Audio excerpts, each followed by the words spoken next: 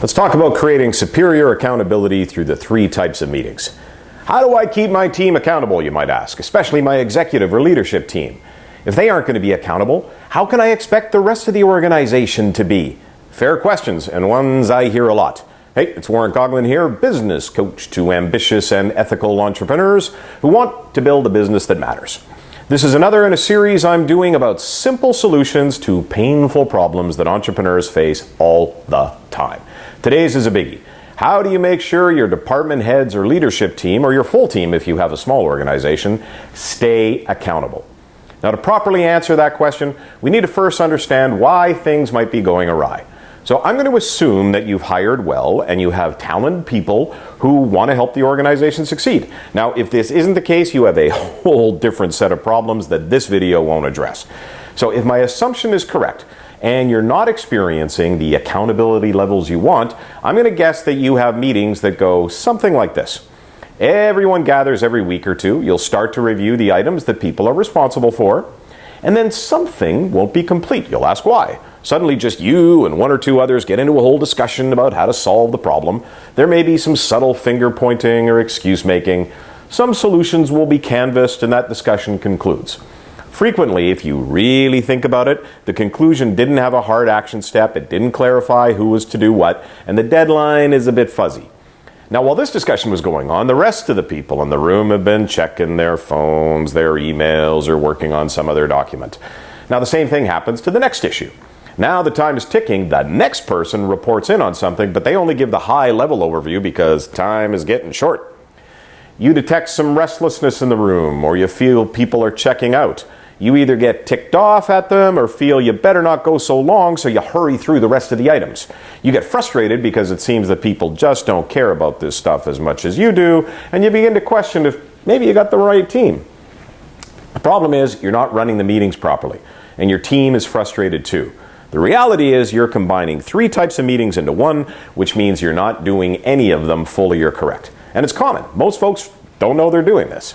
So here are the 3 types of meetings that get combined and therefore often confused. There are accountability meetings, reporting meetings, and problem-solving meetings. Now, an accountability meeting is just that. You have your plans, everyone has clear responsibilities on the plan is updated before the meeting with green light, yellow light, red light.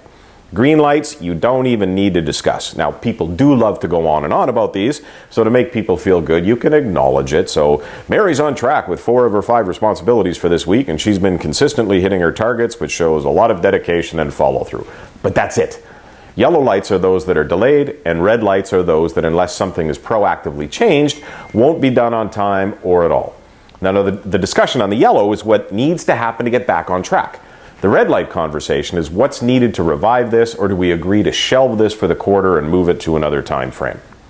In both cases, if the answer is not clear and requires a debate, discussion, or group input, the item is parked and a problem-solving meeting is scheduled for a later time only for the people involved in solving that problem.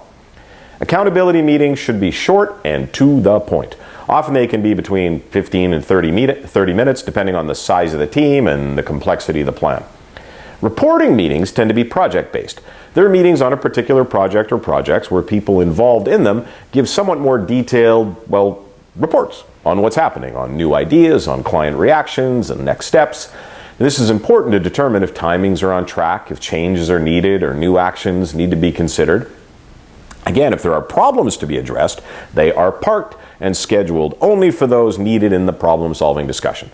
It is possible to have a reporting meeting that embraces multiple projects. You don't have to schedule lots of meetings. Now, for both accountability and reporting meetings, I strongly encourage you to have both a start time and end time so people aren't tempted to drift off into problem solving or irrelevant side conversations. It's important the chair of these meetings maintains a grip on things so they retain their focus. Problem-solving meetings are the more intense conversations. They should allow for enough time to really attack a problem, brainstorm solutions, canvass all participants, and come to a clear next step solution. Expectation management is really important in these conversations. Some problems just can't be solved in a single meeting. Sometimes the best outcome is a clear plan of action to gather inputs that allow a decision to be made. Research, canvassing clients, other relevant parties, consulting professionals, and so on. It's important to be clear on the outcome of the meeting. Now that sounds obvious, but you'd be surprised.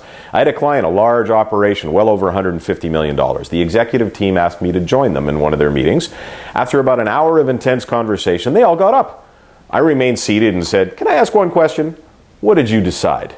It was hilarious. They all looked at each other, dropped their heads slightly, and without saying anything, took off their coats and just sat down again.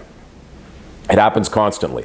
But if you gain the discipline to be crystal clear on what every meeting is for and keep it to that purpose, you'll start to see people gain confidence in your leadership, certainty in what's expected of them, and higher engagement in the conversations, and that leads to more accountability and superior results. So I hope this is helpful. Of course, these meetings, especially the accountability meetings, require there be clarity on what your focus is. Until next time, keep building a business that matters.